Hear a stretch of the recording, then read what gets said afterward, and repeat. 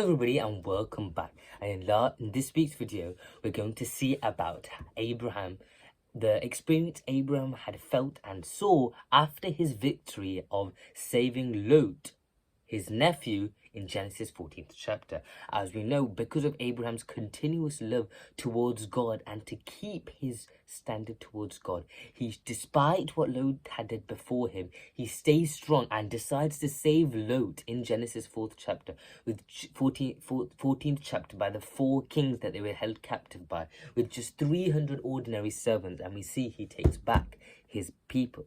So we can see in this situation, as they're coming back from victory, we can see though there are 2 kings who come towards Abraham, in this situation. So why do the 2 kings come towards them? Because first of all, Abraham has done a big feat in this situation, as Abraham has been able to take over basically, or defeat 4 kings with a great expanding army already, and power. He was able, with the power of 300 servants, ordinary people. Many people were astonished and obviously thought that this was an absolute amazing task that Abraham has took place. So 2 kings we can see in this situation have came to see Abraham in this astonishing sight. So we can see they're going to Abraham in Genesis 14th chapter. So let's read the verses where it talks about Genesis 14th chapter. So we can read Genesis 14th chapter, 16th to 18th verse. So if we read this, we can see. And then he brought back all the possessions, and also brought back his kinsman Lot, with his possessions and the women and the people, after his return from the defeat of Chedorlaomer and the kings who were with him. The king of Sodom went out to meet him at the valley of Shavah, that is, the king's valley.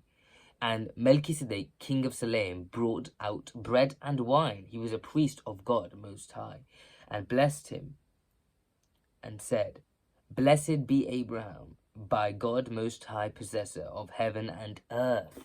So we can see here that that in this very interesting part where Melchizedek brings the wine and the bread towards Abraham, we can see in this situation as a sort of gift, in a sense, we see Abraham gave tithels to him. So what are tithels in this situation? We have never come across this word in our topic before. So we can see that Abraham is giving tithels towards Melchizedek in this situation. And we can see Melchizedek, once again, is the king of Salem. So what does this mean? What are the titles that they are talking about in this verse? So, if we want to understand what the titles are, we first have to understand what they are in general. So, their biblical meaning. So, we know that the Hebrew translation of the word titles in the Old Testament means 10th. And first time it appears in the narrative in which Abraham is paying titles to Melchizedek, we can see. So, and we can see here it's recorded the first time, and then we can see, according to the Old Testament in Leviticus 27:30 to 30th to 33rd verse, it refers to titles to being 10th or 10% of an income which is given towards God's work, that is said to be. So we can see it's sort of an income that is taken on the money or salary you're given, which is 10 or 10%. So we can understand now what titles are in this way. So we also come across another person named Melchizedek. Who is Melchizedek? Well, we're not going to go through who is he, because as his role, he is a great person, and a lot is to be talking about him in this situation. So we'll dive into detail more about him in other videos. However, we will carry on to see the story of this and the continuation, where the instant where in between the king of Sodom Gomorrah and king of Sodom, in the same chapter from 21st to 23rd verse. So let us read that right now. So we can read the verse. It says, And the king of Sodom said to Abraham, Give me the persons, but take the goods for yourself. But Abraham said to the king of Sodom, I have lifted my hand to the Lord, God Most High, possessors of heaven and earth, that I would not not take a thread or sandal strap or anything that is yours, lest you should say, I have made Abraham rich.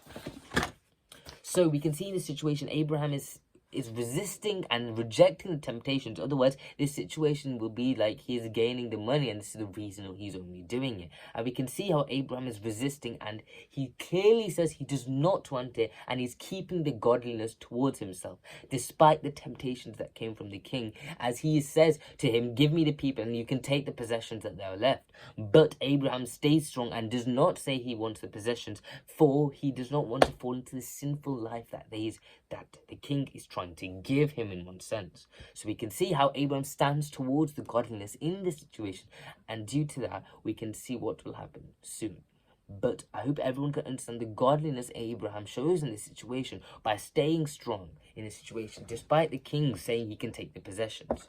So I hope everyone understood today's video, as we talked about how Abraham, after the victory over the 4 kings, was greeted by a king named Melchizedek of Salem, where he is given bread and wine, and then Abraham gives him tithes. We understood what the tithes were, and in this situation we found out what they are. It is basically an income of one's salary, or money that they are gaining from their work. And we can see that it was like 10% of the money. So we saw then also about the relationship between king of Sodom, and Abraham, where we see about how the king is clearly saying to him, you can take the possessions and give me the people. But Abraham says he's rejecting that and does not want to keep the possessions, as he will not take anything from here, because it will look like just he is doing it for the richness in this situation. So Abraham rejects that and stays to the godly. So that's all for today. See you next time. Bye.